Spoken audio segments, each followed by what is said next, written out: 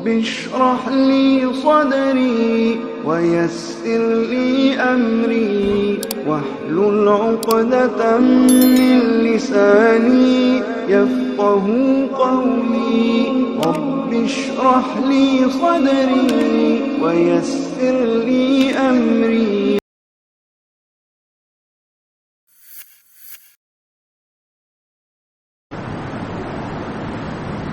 تمام قسم کی تعریفات،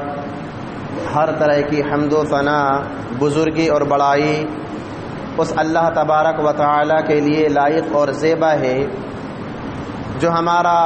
مالک ہے، خالق ہے، رازق ہے۔ سب سے بہترین بات اللہ تبارک و تعالی کی بات یعنی قرآن مجید ہے۔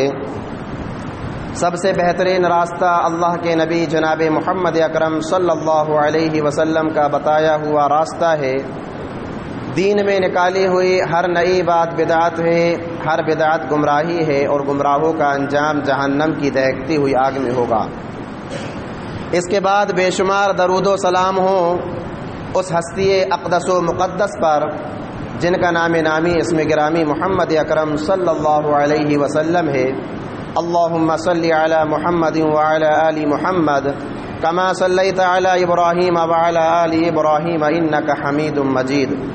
اللہم بارک علی محمد وعلی آل محمد کما بارکت علی ابراہیم وعلی آل ابراہیم انک حمید مجید۔ محترم حضرات، نوجوان ساتھیوں، عزیز بچوں اور میری آواز کو سننے والی پردہ نشین ماؤں اور بہنوں، آج کے اس خطبہ جمعہ میں جس موضوع کو لے کر میں آپ حضرات کے سامنے حاضر ہوا ہوں وہ ہے بدعات و خرافات کی قباحت اور اس کا انجام۔ خطبہ مسنونہ کے بعد قرآن مجید میں سے سورۃ آل عمران کی 2 آیت کریمہ آپ حضرات کے روبرو پڑھی گئیں۔ اللہ تبارک و تعالی نے ان دونوں آیات کریمہ کے اندر بیان فرمایا یوم تبیض وجوہ و تسود وجوہ، کہ کل جب قیامت قائم ہوگی تو کچھ چہرے ایسے ہوں گے جو سفید ہوں گے، روشن ہوں گے، چمک رہے ہوں گے، اور کچھ چہرے ایسے ہوں گے جو سیاہ ہوں گے۔ فَأَمَّا الَّذِينَ اسْوَدَّتْ وُجُوهُهُمْ أَكَفَرْتُمْ بَعْدَ إِيمَانِكُمْ فَذُوقُوا الْعَذَابَ بِمَا كُنْتُمْ تَكْفُرُونَ، پس وہ چہرے جن پر سیاہی پڑی ہوئی ہوگی ان سے کہا جائے گا ایمان کے بعد تم کفر پر پلٹے، لہذا کفر پر پلٹنے کے سبب اللہ کے عذاب کو چکھتے رہو، یعنی کہ انہیں جہنم کی دہکتی ہوئی آگ میں جھونک دیا جائے گا۔ وَأَمَّا الَّذِينَ ابْيَضَّتْ وُجُوهُهُمْ فَفِي رَحْمَةِ اللَّهِ، اور وہ چہرے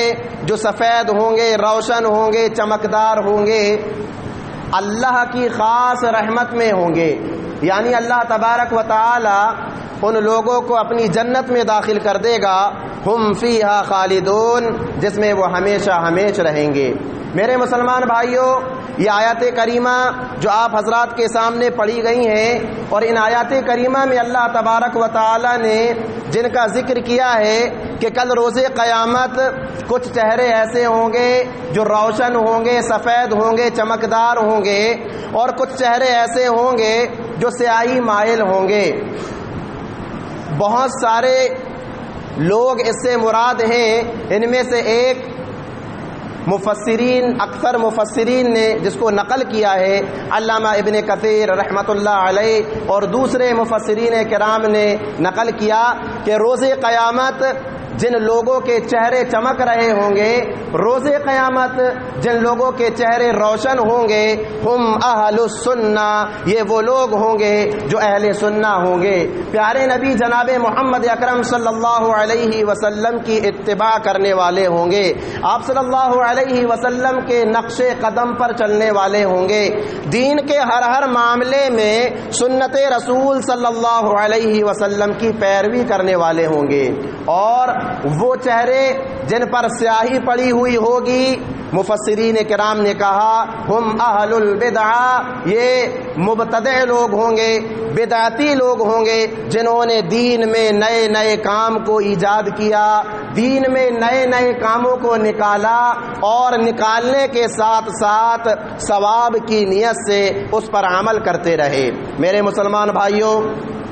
عبادت مقصد زندگی ہے۔ اللہ تبارک و تعالی نے ہم تمام کے تمام لوگوں کو اپنی عبادت کے لیے پیدا کیا ہے۔ چنانچہ قرآن مجید کے اندر اللہ تبارک و تعالی نے فرمایا وما خلقت الجن والانس الا لیعبدون، کہ میں نے جن اور انسان کو اپنی عبادت کے لیے پیدا کیا ہے۔ تو پتہ چلا کہ ہمارا اس دنیا میں آنے کا مقصد یہ ہے کہ ہم اللہ تبارک و تعالی کی عبادت کریں۔ عبادت کیسی ہونی چاہیے؟ عبادت ویسی ہی ہونی چاہیے جس طرح سے اللہ تبارک و تعالی نے عبادت کرنے کا حکم دیا ہے۔ کیا حکم دیا؟ اللہ تبارک و تعالی نے عبادت کرنے کا جو طریقہ بتایا ہے، اس کے لیے اللہ تبارک و تعالی نے آسمان سے قرآن مجید نازل کیا، پیارے نبی جناب محمد اکرم صلی اللہ علیہ وسلم کو رسول بنایا، آپ صلی اللہ علیہ وسلم کو نبی بنایا، اور شریعت نے یہ بتلا دیا کہ عبادت تب ہی عبادت کہلائے گی، عبادت اس وقت عبادت کہلائے گی جب عبادت میں اللہ کے رسول جناب محمد اکرم صلی اللہ علیہ وسلم کا طریقہ شامل ہو۔ انسان اگر اپنی مرضی کے مطابق عبادت کرے، انسان اگر اپنی خواہشات کے مطابق عبادت کرے، انسان اگر اپنے مسلک کے مطابق عبادت کرے، انسان اگر اپنے خاندانی رسم و روایتوں کے مطابق عبادت کرے، ایسی عبادت مردود ہے، ایسی عبادت کو اللہ تبارک و تعالی قبول نہیں کرے گا۔ پیارے نبی جناب محمد اکرم صلی اللہ علیہ وسلم نے بخاری اور مسلم کے اندر یہ حدیث موجود ہے، فرمایا من احدث فی امرنا ھذا ما لیس فیہ فہو رد، کہ دین میں اگر کوئی شخص ایسا کام کرتا ہے جس کی ہم نے اس کو اجازت نہیں دی، جس کا ہم نے حکم نہیں دیا، تو ایسی عبادت رد کر دی جائے گی، ایسی عبادت قبول نہیں ہوگی، بروز قیامت اس کے اس عمل کو اس کے منہ پر مار دیا جائے گا۔ اللہ تبارک و تعالی نے قرآن مجید کے اندر فرمایا وما آتاکم الرسول فخذوہ وما نہاکم عنہ فانتہوا، کہ رسول جو تمہیں دے دیں اس کو تم لے لو، اور رسول جس کام کے کرنے سے تمہیں روک دیں اس سے رک جاؤ۔ اللہ تبارک و تعالی نے قرآن مجید کے اندر فرمایا قل ان کنتم تحبون اللہ فاتبعونی، اے نبی آپ لوگوں سے کہہ دیجئے کہ اگر آپ اللہ کی محبت میں سچے ہو، آپ کا جو دعویٰ ہے کہ ہم اللہ سے محبت کرتے ہیں، آپ اگر اپنے اس دعوے میں سچے ہو فاتبعونی، تو تم میری اتباع کرو، میرے بتائے ہوئے طریقے پر عمل کرو۔ اگر تم ایسا کرو گے تو تمہارا دعویٰ سچا ہوگا۔ میرے مسلمان بھائیوں، شیطان انسان کا ازلی دشمن ہے، شیطان انسان کا ازلی دشمن ہے۔ اس زمین پر شیطان کا مشن کیا ہے؟ انسانوں کو گمراہ کرنا، اللہ کے بندوں کو راہ راست سے بھٹکا دینا،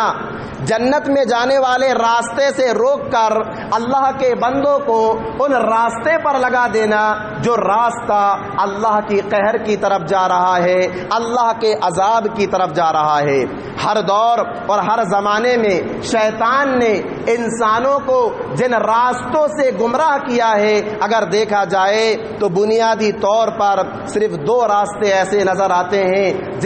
جن کو شیطان نے استعمال میں لایا اور اللہ کے بندوں کو گمراہ کرنے کی کوشش کی۔ میرے مسلمان بھائیوں، گمراہی کا سب سے پہلا راستہ تو یہ ہے کہ شیطان نے انسانوں کو خواہشات نفس کا غلام بنا کر بے دینی کی روش پر چلنے کو مجبور کر دیا۔ یہ شیطان نے پہلا راستہ اختیار کیا، پہلا ہتھ کنڈا استعمال کیا کہ انسان کو اس نے خواہشات نفس کا غلام بنا دیا، اور اس کا نفس اس کو جو کچھ کہتا رہا، انسان کو وہ کام کرنے پر مجبور کر دیا۔ اور گمراہی کا جو دوسرا راستہ ہے وہ بڑا ہی خطرناک راستہ ہے، بڑا ہی ڈینجر راستہ ہے۔ شیطان دین کے راستے پر بیٹھ کر، دین کے راستے میں بیٹھ کر اللہ کے بندوں کو گمراہ کرنے میں لگ گیا، اللہ کے بندوں کو راہ راست میں بھٹکانے سے لگ گیا۔ وہ لوگ جو خواہشات نفس کا غلام نہیں بنے اور اللہ کے خواہشات نفس کا غلام نہیں بنے، وہ لوگ دین کے نام پر شیطان شیطان کے اس ہتھ کنڈے میں ملوث ہو گئے اور شیطان کے پیروکار بن گئے۔ میرے مسلمان بھائیوں، اللہ تبارک و تعالی نے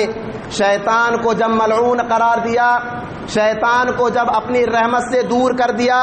جنت سے نکال دیا، تب شیطان نے کہا کہ پروردگارا تو نے مجھے ذلیل کر دیا، تو نے مجھے رسوا کر دیا، تو نے مجھے اپنی جنت سے دور کر دیا، تو نے مجھے ملعون قرار دے دیا اس آدم کی وجہ سے، اب تو مجھے مہلت دے کہ میں اس کو اور اس کی اولاد کو گمراہ کرتا رہوں۔ چنانچہ اللہ تبارک و تعالی نے شیطان کو قیامت تک کی مہلت دے دی۔ پھر شیطان نے اللہ تبارک و تعالی سے اس وقت جو بات کہی تھی، اللہ تبارک و تعالی نے اس بات کا تذکرہ قرآن مجید کے اندر کر دیا تاکہ اللہ کے بندے شیطان کے ہتھ کنڈوں سے بچے اور شیطان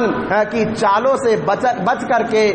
جو ہے اللہ رب العالمین کی عبادت کرتے رہے۔ شیطان نے جو بات اللہ تبارک و تعالی سے کہی تھی، ثم لأقعدن لهم صراطك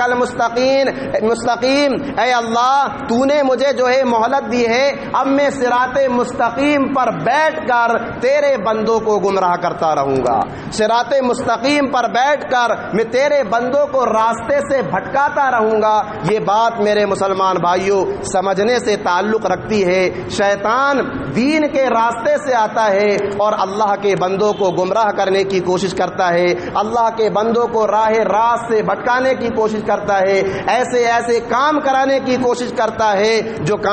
جس کام کے کرنے کا حکم نہ تو اللہ تبارک و تعالی نے دیا اور نہ ہی پیارے نبی جناب محمد اکرم صلی اللہ علیہ وسلم نے دیا۔ میرے مسلمان بھائیوں، اللہ کے نبی جناب محمد اکرم صلی اللہ علیہ وسلم نے اس امت کے مستقبل اور فیوچر کے حوالے سے بہت سارے فتنوں کی پیشن گوئیاں فرمائیں۔ ان پیشن گوئیوں میں سے ایک پیشن گوئی اللہ کے نبی جناب محمد اکرم صلی اللہ علیہ وسلم نے اس امت کے مستقبل کے حوالے سے یہ بھی بیان فرمائی کہ یہ امت مختلف قسم کی بدعات و خرافات میں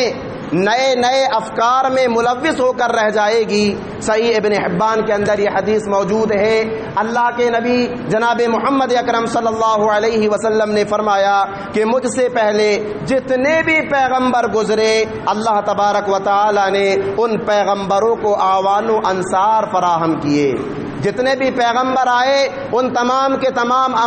پیغمبروں کو اللہ تبارک و تعالی نے اعوان و انصار مددگار فراہم کیے۔ پھر جو ہے انبیاء کرام کا انتقال ہو گیا، پیغمبروں کا انتقال ہو گیا، اس کے بعد پھر جو ہے اعوان و انصار جو ان کے مددگار لوگ تھے، جو دین کی خدمت میں آگے رہا کرتے تھے، ان کا بھی انتقال ہو گیا۔ تو پھر بعد میں نئی نسلیں آئیں اور ایسی نسلیں آئیں جن کے قول اور فعل میں تضاد پایا جاتا تھا، وہ ایسے کام کیا کرتے تھے جس کا حکم اللہ رب العالمین نے نہیں دیا تھا، ان کے قول اور فعل میں تضاد پایا جاتا تھا، ایسی بات کہا کرتے تھے اور ایسے کام کیا کرتے تھے جس کا حکم اللہ رب العالمین نے انہیں نہیں دیا تھا۔ یہی بدعت ہے کہ دین میں نئی چیز نکال دینا اور نئی چیز نکال کر ثواب کی نیت سے اس کو جو ہے انجام دیتے رہنا۔ پیارے نبی جناب محمد اکرم صلی اللہ علیہ وسلم نے فرمایا کہ میری امت کے مستقبل میں یعنی کہ قیامت کے قریب ایسے لوگ پیدا ہوں گے جو نئے افکار والے ہوں گے، نئی بدعتوں کو لے کر کے آئیں گے اور لوگ ان کاموں کو دین سمجھ کر کے انجام دے رہے ہوں گے۔ میرے مسلمان بھائیوں، بدعت کے تعلق سے سلف صالحین نے ایک بات کہی ہے، البدعۃ احب للشیطان من المعصیہ، البدعۃ احب للشیطان من المعصیہ، کہ شیطان کو دیگر گناہوں میں سب سے زیادہ پسندیدہ گناہ، سب سے زیادہ پسندیدہ عمل جو ہے وہ بدعت ہے۔ شیطان اگر کسی انسان کو بدعت والے کام کرتے ہوئے دیکھتا ہے تو اسے بڑی خوشی ہوتی ہے، اس کے بڑا سکون ملتا ہے۔ میرے مسلمان بھائیوں، ایک آدمی ہے جو شراب پی رہا ہے، ایک آدمی ہے جو زنا کر رہا ہے، ایک آدمی ہے جو چوری کر رہا ہے، اور ایک شخص ہے جو بدعات و خرافات کو انجام دے رہا ہے۔ شیطان کو جتنی خوشی بدعات و خرافات کو انجام دینے والے شخص کو دیکھ کر ہوگی، اس سے زیادہ خوشی نہ شراب پینے والے شخص کو دیکھ کر ہو سکتی ہے، اور نہ ہی زنا کرنے والے شخص کو دیکھ کر ہو سکتی ہے، اور نہ ہی چوری کرنے والے شخص کو دیکھ کر ہو سکتی ہے۔ آخر ایسا کیوں ہے؟ آخر اس کی وجہ کیا ہے؟ میرے مسلمان بھائیوں، ایک شخص قرآن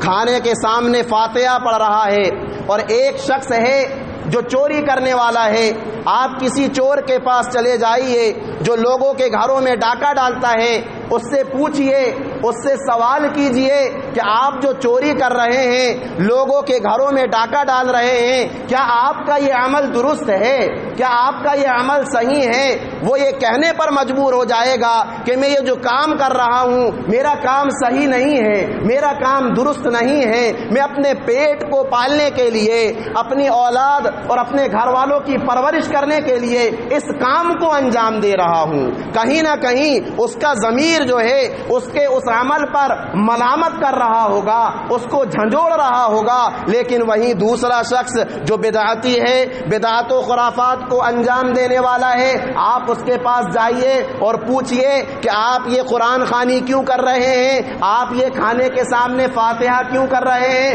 اس کا کیا جواب ہوگا؟ اللہ کو راضی کرنے کے لیے، اللہ کو خوش کرنے کے لیے، پیارے نبی جناب محمد اکرم صلی اللہ علیہ وسلم کو راضی کرنے کے لیے، اللہ کی جنت کو حاصل کرنے کے لیے، خود کو جہنم کی آگ سے بچانے کے لیے۔ میرے مسلمان بھائیوں، یاد رکھیے، جو شخص چور ہے وہ کبھی نہ کبھی اپنے اس برائی سے توبہ کر لے گا، کیونکہ اس کا ضمیر اس کو ملامت کر رہا ہے، اس برائی سے جو ہے نکلنے کے لیے ابھار رہا ہے۔ لیکن جو بدعتی ہوتا ہے، بہت مشکل سے ایسے لوگ جو ہے توبہ کرتے ہیں، اس لیے کہ یہ لوگ جس کام کو انجام دے رہے ہوتے ہیں اس کو غلط سمجھ کر انجام نہیں دے رہے ہوتے ہیں، بلکہ اس کام کو جو ہے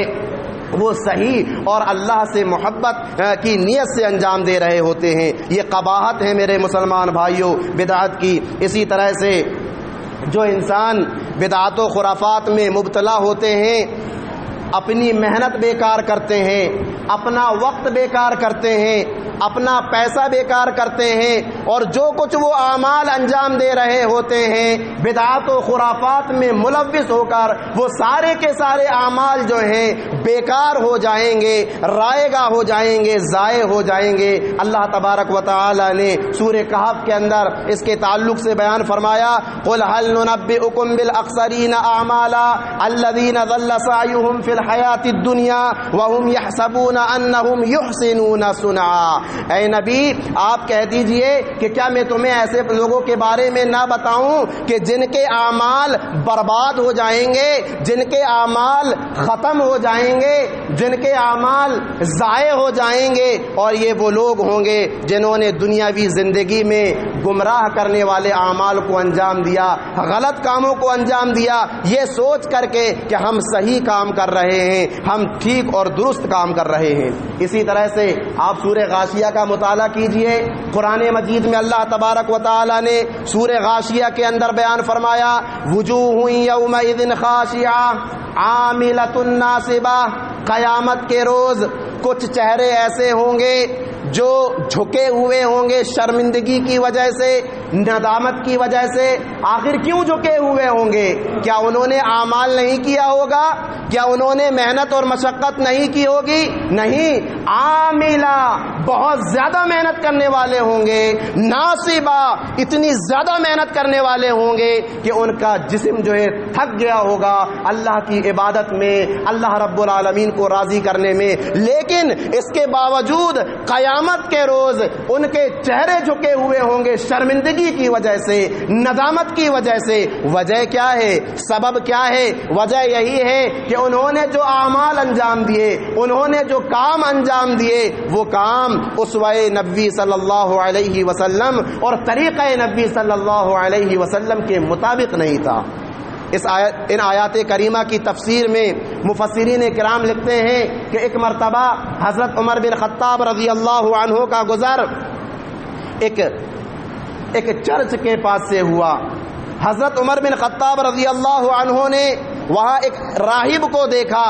جو اللہ رب العالمین کی عبادت کر رہا تھا، بہت زیادہ محنت اور مشقت کر رہا تھا، اپنے جسم کو تھکا رہا تھا۔ حضرت عمر بن خطاب رضی اللہ عنہ نے جب اس کی محنت اور مشقت کو دیکھا تو رو پڑے، آپ کی آنکھوں سے آنسو زارو قطار بہہ پڑے۔ اس کے بعد پھر حضرت عمر بن خطاب رضی اللہ عنہ نے قرآن مجید کی اس آیت کریمہ کو تلاوت کیا، وجوہ یومئذ خاشعہ عاملۃ ناصبہ، کہ قیامت کے روز بہت سارے چہرے ایسے ہوں گے جو جھکے ہوئے ہوں گے ندامت کی وجہ سے، بہت زیادہ محنت کرنے والے ہوں گے، بہت زیادہ مشقت کرنے والے ہوں گے۔ اور اس آیت کا مصداق یہی لوگ ہیں جنہوں نے طریقہ نبوی اور اسوہ نبوی صلی اللہ علیہ وسلم کو چھوڑ رکھا ہے۔ میرے مسلمان بھائیوں،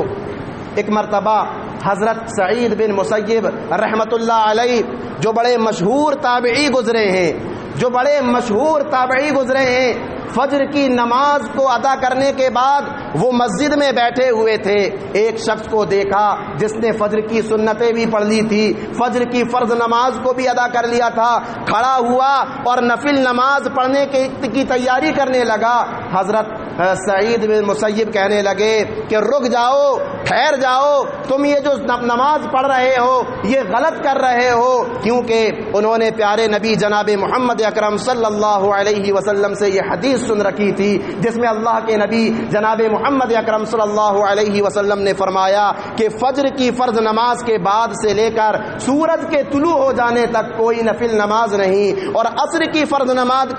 کے بعد سے لے کر سورج کے غروب ہو جانے تک کوئی نفل نماز نہیں۔ تو حضرت سعید بن مسیب کہنے لگے کہ رک جاؤ، ٹھہر جاؤ، تم جو کام کر رہے ہو یہ غلط کر رہے ہو، کہیں ایسا نہ ہو کہ اس کی وجہ سے اللہ تبارک و تعالی تمہیں عذاب میں مبتلا کر دے۔ تو اس شخص نے کہا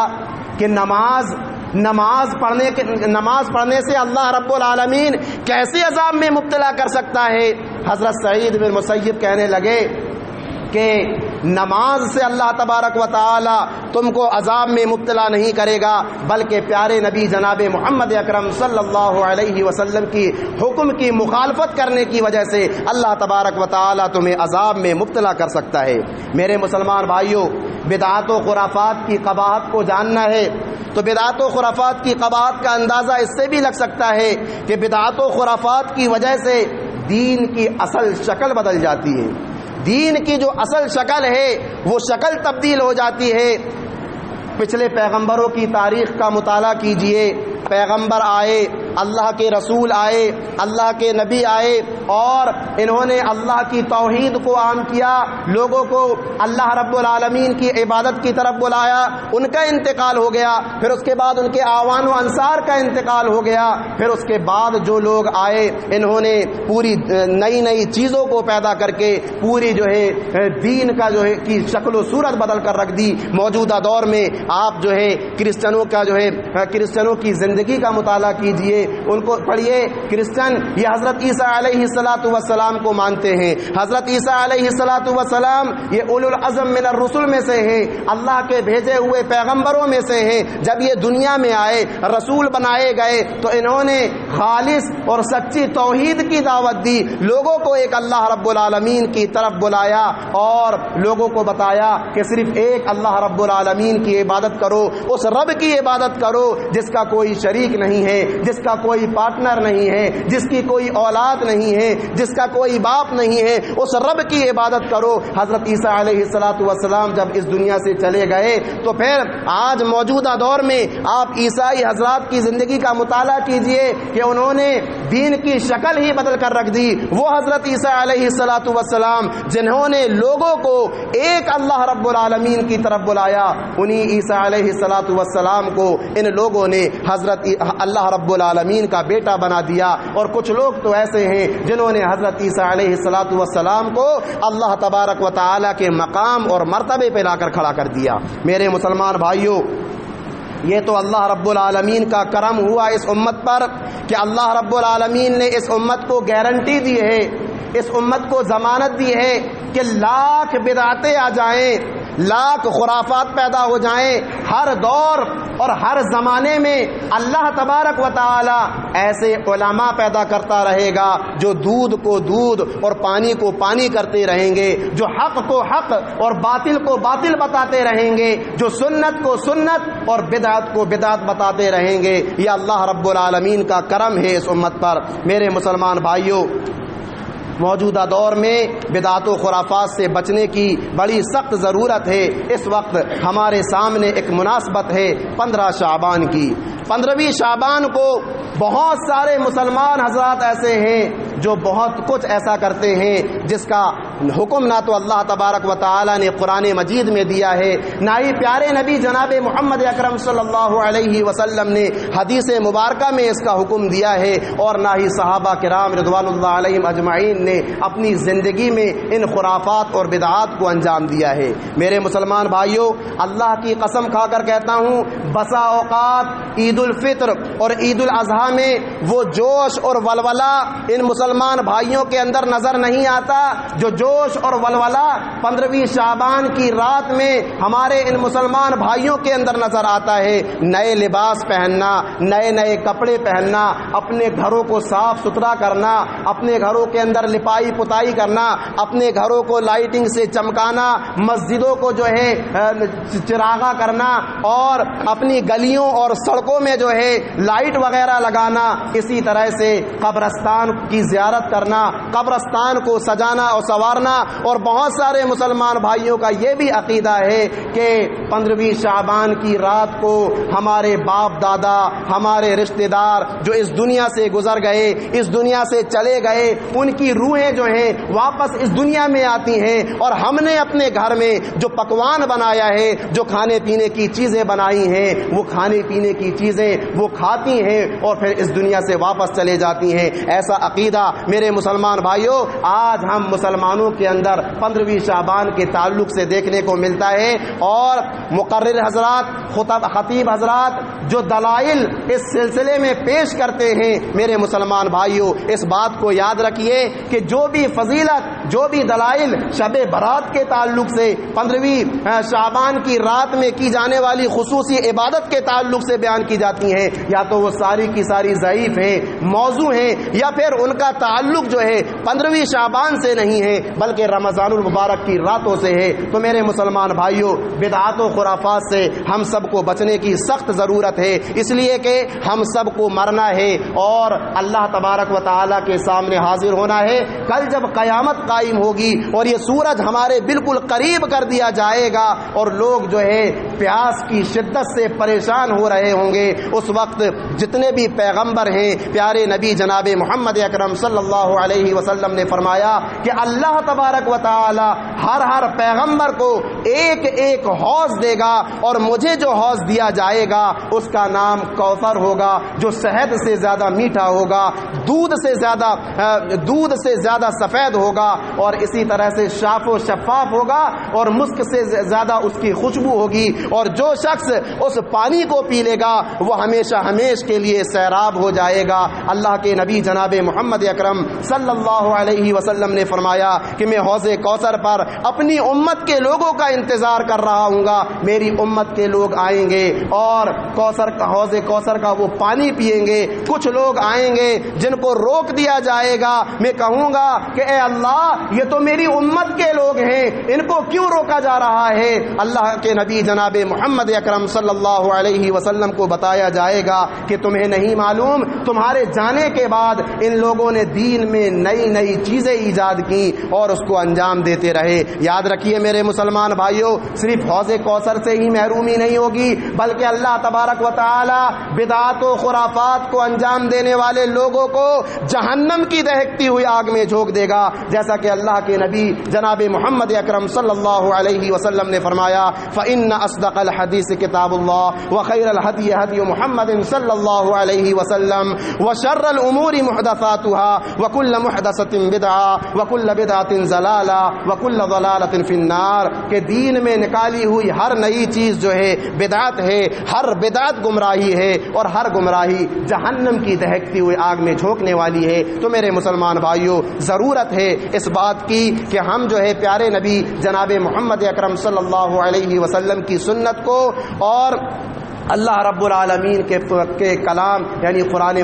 مجید کو مضبوطی کے ساتھ تھام لیں اور پیارے نبی جناب محمد اکرم صلی اللہ علیہ وسلم کے بتائے ہوئے